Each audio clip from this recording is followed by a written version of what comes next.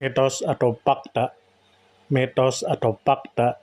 Selamat datang di Mitos atau Fakta. Silakan komen. Bismillahirrahmanirrahim. Bertemu lagi dengan kita semua. Tidak ada maksud untuk menggurui. Kami hanya menyampaikan apa yang kami pelajari dan apa yang kami baca. Tentu kita sebagai umat Islam itu sedikit atau banyaknya mempelajari tentang hukum Islam. Lalu pengambilan hukum Islam di dunia secara umum itu yang pertama dari Al-Quran, yang kedua dari hadis. Semua ulama di dunia sepakat bahwa Al-Quran dan hadis sebagai dasar pengambilan hukum agama Islam. Akan tetapi ada beberapa permasalahan yang di Al-Quran tidak ada dan di hadis tidak ada.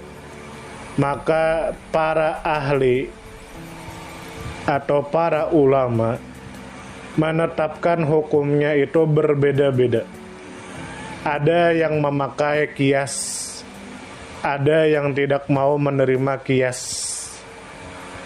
ada yang memakai ijma, ada yang memakai ijma ulama, ada yang memakai ijma sahabat Nabi, dan ada yang tidak menerima ijma.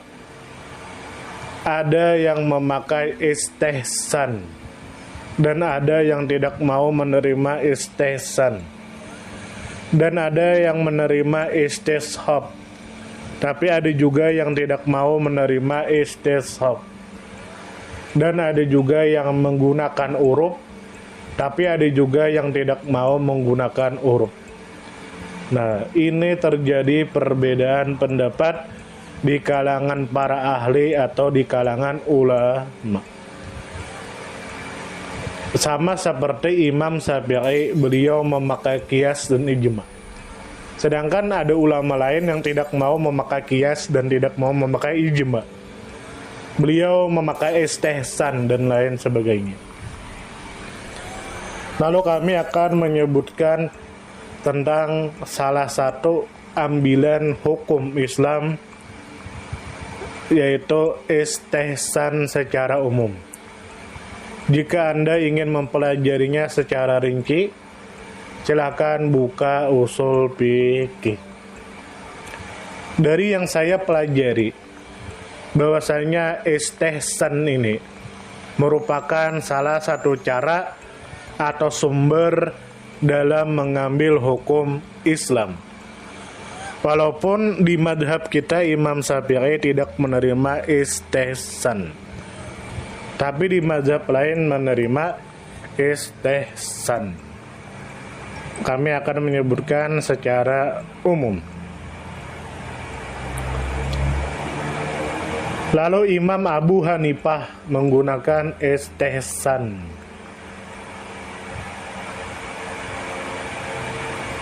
Sedangkan Imam Syafi'i tidak. Lalu apa arti istihsan? Istihsan secara kamus besar bahasa Arab itu mempunyai arti kecenderungan seseorang pada sesuatu karena menganggapnya lebih baik. Adapun pengertian istihsan menurut para ulama usul fikih atau para ahli usul fikih ada 4 pengertian.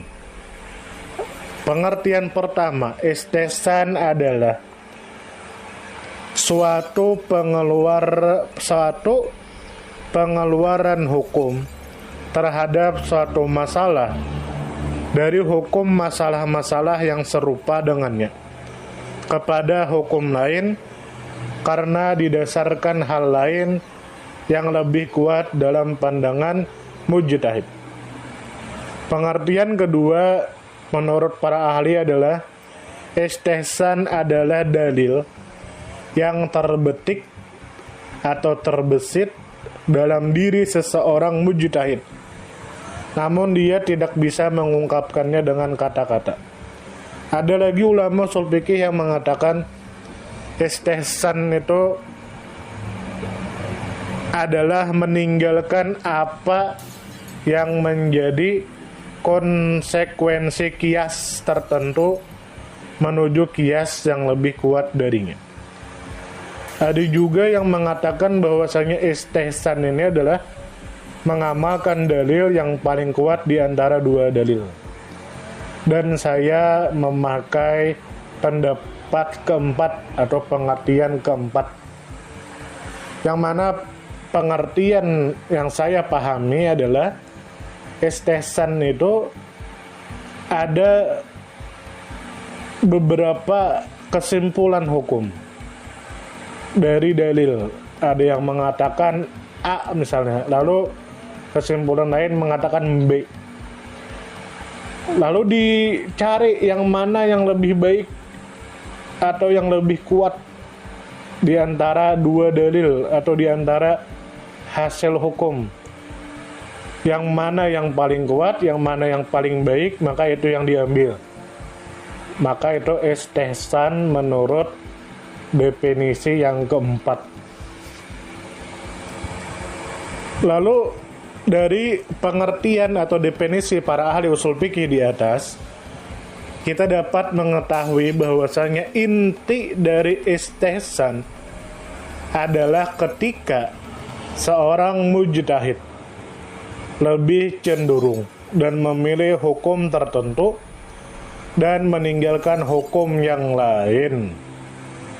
Nah, jadi misalnya ada suatu permasalahan yang mana permasalahannya ini ada beberapa dalil, maka yang mana yang diambil itu disebut istihsan. Nah, itu seperti contoh misalnya pendapat yang disebutkan oleh Imam Ahmad bin Hambal bahwa tayamum itu wajib dilakukan pada setiap waktu sholat atas dasar istihsan. Padahal menurut hukum qiyas, tayamum itu sama kedudukannya dengan wudu, dengan menggunakan air yang tidak wajib dilakukan pada setiap waktu sholat kecuali jika wudunya batal. Dengan kata lain, tayamum secara qiyas seharusnya tidak perlu dilakukan pada setiap waktu sholat. Namun atas dasar istihsan, maka Imam Ahmad bin Hambal memandang tayamum wajib dilakukan setiap waktu sholat berganti. Nah, itu contoh. Lalu istihsan ini ada dua.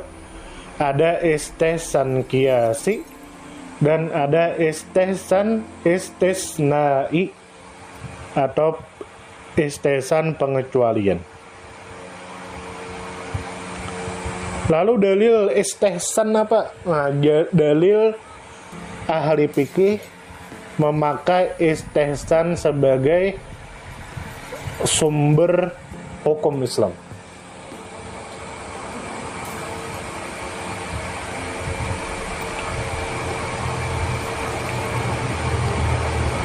Lalu alasan yang pertama adalah para ulama yang mengatakan istihsan sebagai sumber hukum seperti ulama Hanafiyah, mereka beralasan bahwa pengambilan dalil dengan istihsan adalah pengambilan dalil dengan kias samar yang tak tampak, tapi dia mengalahkan kias yang nyata atau mengunggulkan kias yang satu terhadap kias yang lain yang menentangnya karena kepentingan umum dengan cara mengecualikan sebagian dari hukum umum. Dan semua itu adalah pengambilan dalil yang benar. Jadi misalnya di Al-Quran tidak ada, di hadis tidak ada. Lalu yang ada hanya secara kias. Maka secara kias dari dalil secara umum. Misalnya ada hadis yang menjelaskan secara umum, lalu diambil kias. Ternyata kiasnya ada dua. Maka apapun yang diambil, maka itulah istihsan. Pendapat pertama.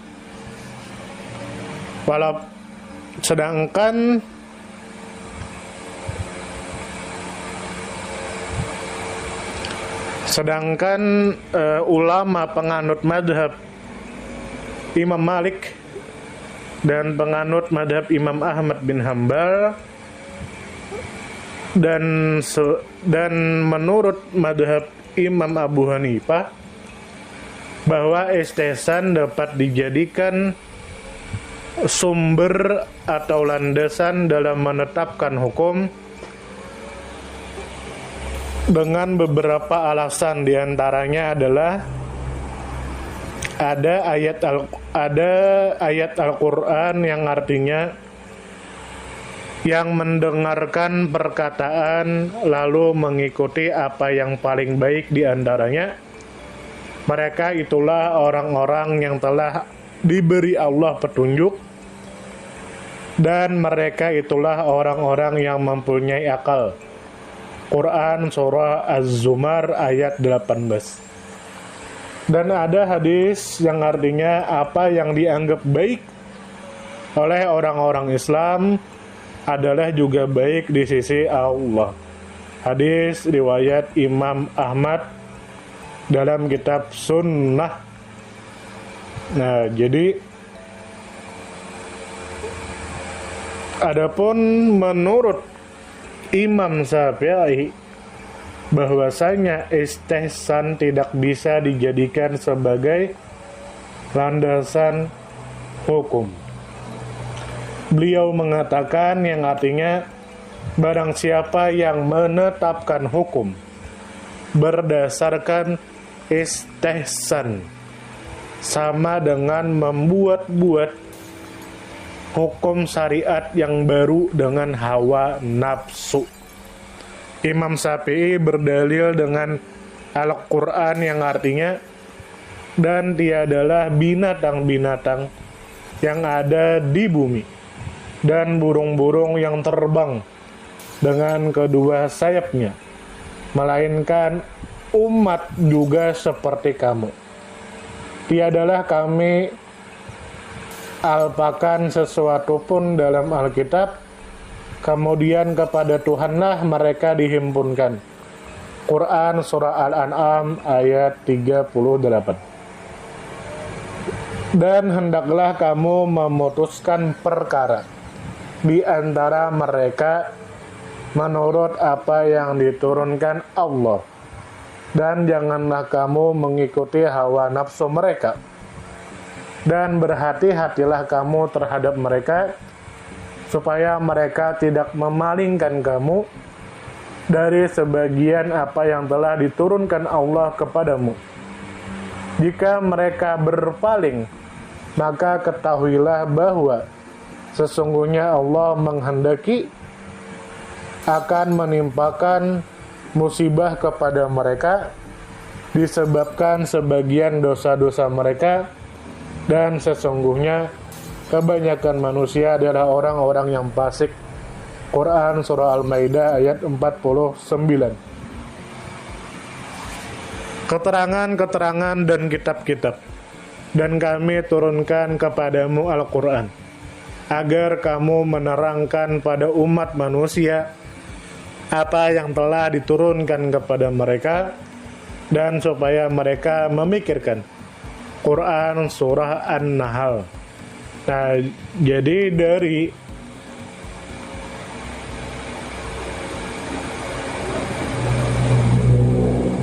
tiga ayat ini Imam Syafi'i mengatakan bahwa istesan tidak boleh dijadikan sebagai landasan hukum. Siapa yang menjadikan istesan sebagai landasan hukum, maka dia telah mengada-ngada pada hukum syariat. Nah, jadi inilah perbedaan pendapat para ahli dalam masalah istesan. Untuk lebih jelasnya silakan buka usul fikih. Kami hanya menyebutkan secara umum.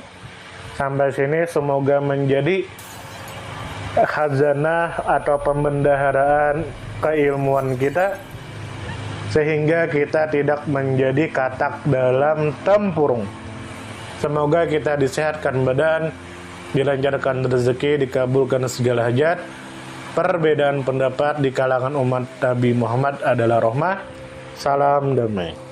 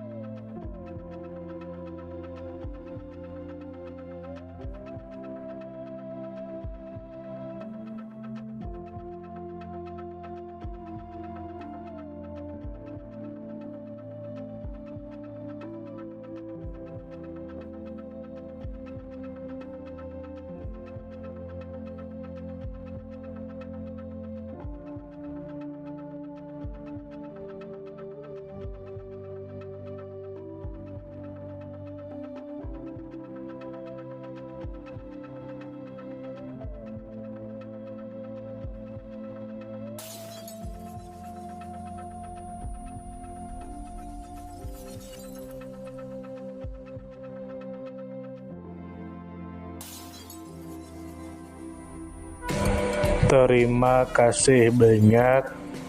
Mohon maaf jika kami ada salah.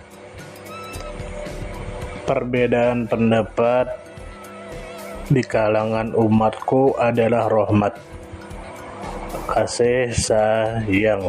Terima kasih. Mohon maaf jika ada salah. Salam damai. Silakan share, komen, like, subscribe. Salam damai. Mitos atau fakta? Mitos atau fakta? Terima kasih sudah mampir di mitos atau fakta. Silakan komen, share, like, subscribe. Bertemanlah dengan kami. Semoga kita semua disehatkan badan, dilancarkan rezeki, dikabulkan segala hajat. Semoga kita baik-baik saja, semoga kita sukses selalu. Salam damai.